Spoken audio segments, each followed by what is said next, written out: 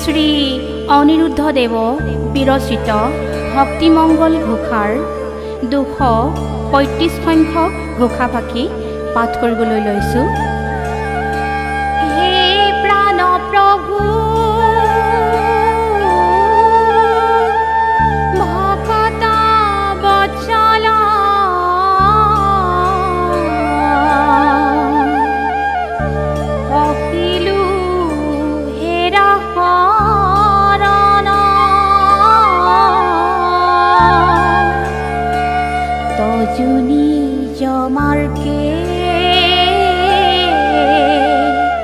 ৰাখিও আমাক নহিহে নন জান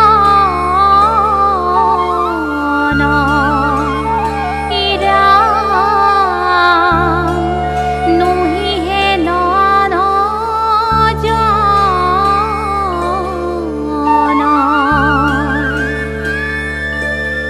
হে ঈশ্বৰ, আপোনাৰ ভকতৰ প্ৰতি স্নেহ আছে আৰু মোৰ প্ৰাণৰ গৰাকী আপুনি। মোক আপুনি নিজ বাটত ৰাখা প্ৰভু। ভক্তিৰ পথত ৰাখিবলৈ কেৱল আপুনিয়েই আছে, তাৰ বাহিৰে দ্বিতীয়জন নাই প্ৰভু।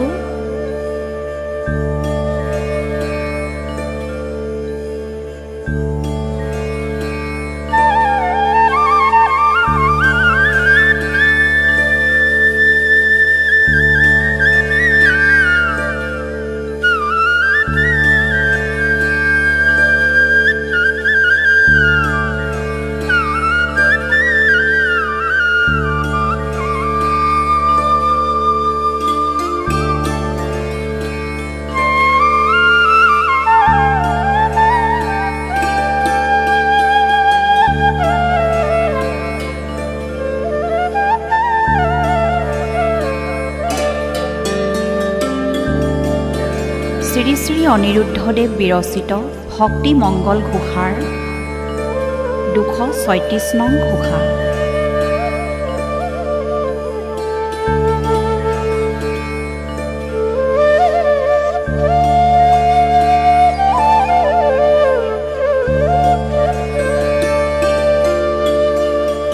বিষয় বাসনা দুখিত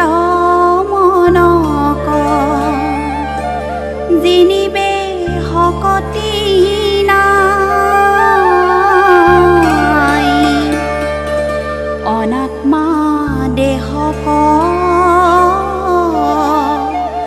আত্মবুদ্ধি কৰি মোৰো প্ৰভু সমুদায়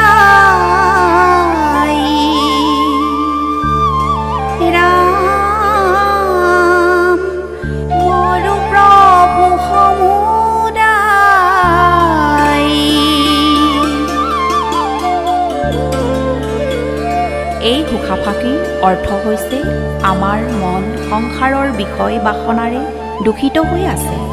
ইয়াক জিনিবলৈ আমাৰ শক্তি নাই। আমাৰ দেহটো চেতন, তথাপিও আমি ইয়াকে চৈতন্য বুলি ভাবি মৰিছোঁ।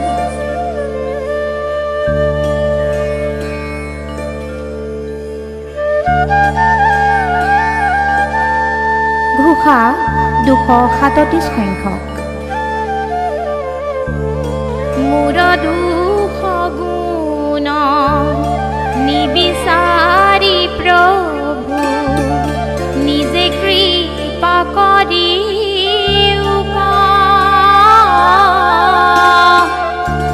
যিমতে পথত ৰহিবা কপাৰো হেনয় মতি দিও কৃষ্ণ।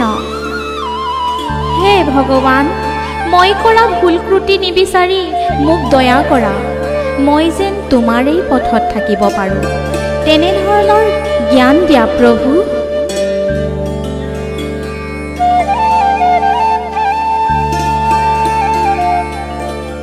ঘোষা নং 238। কৃপাৰ সাগৰ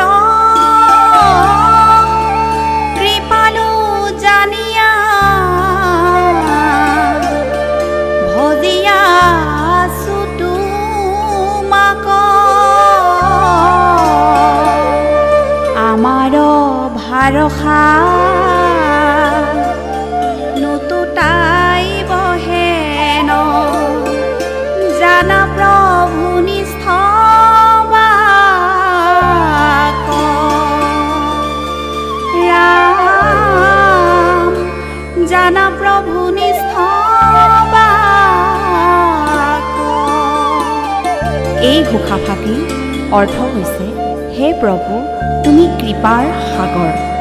তুমি কৃপা কৰা বুলি জানি আমি তোমাকেই ভক্তি কৰি আছোঁ। আমাৰ এই ভৰসা তুমি ভাঙি নেপেলাবা প্ৰভু। আমাৰ এই দৃঢ় কথা তুমি জানিবা প্ৰভু।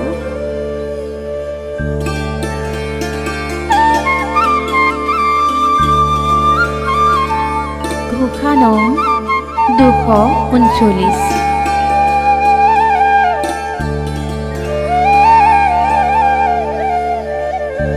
একনাথ তুমি অকৃপালু হুয়া, নোৱাৰা কৃপা কৰিতা, মহিমূৰ মন ভংগ হুৱে যেৱে, ভাগয় তেৱে পীড়িতা,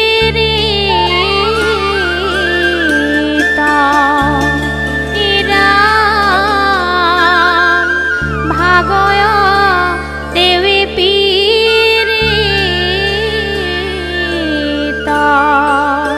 কৃষ্ণ কৃষ্ণ। ঘোষাফাঁকিয়ে ইয়াকেই বুজায়, প্ৰভু তুমি মোৰ নাথৰো নাথ। কোনোকালেই যদি মোক কৃপা নকৰা, তেন্তে মই মানসিকভাৱে ভাগি পৰিম।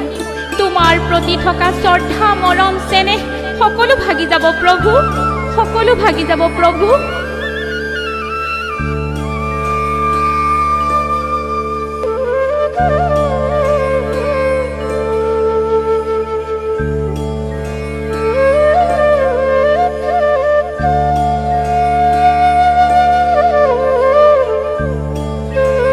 ঘোষা নং 244।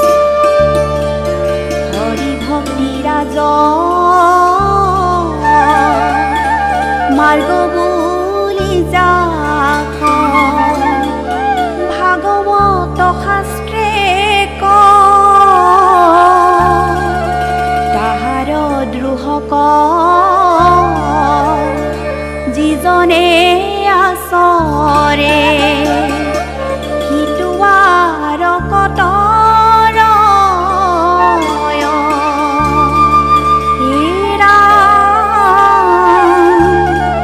হিতুৱাৰ কতৰ। কৃষ্ণ কৃষ্ণ। এই ঘোষাফাঁকিৰ অৰ্থ হৈছে, ভাগৱতে হৰি ভক্তিকে জীৱনৰ ৰাজ আলিবাট বুলি কৈছে।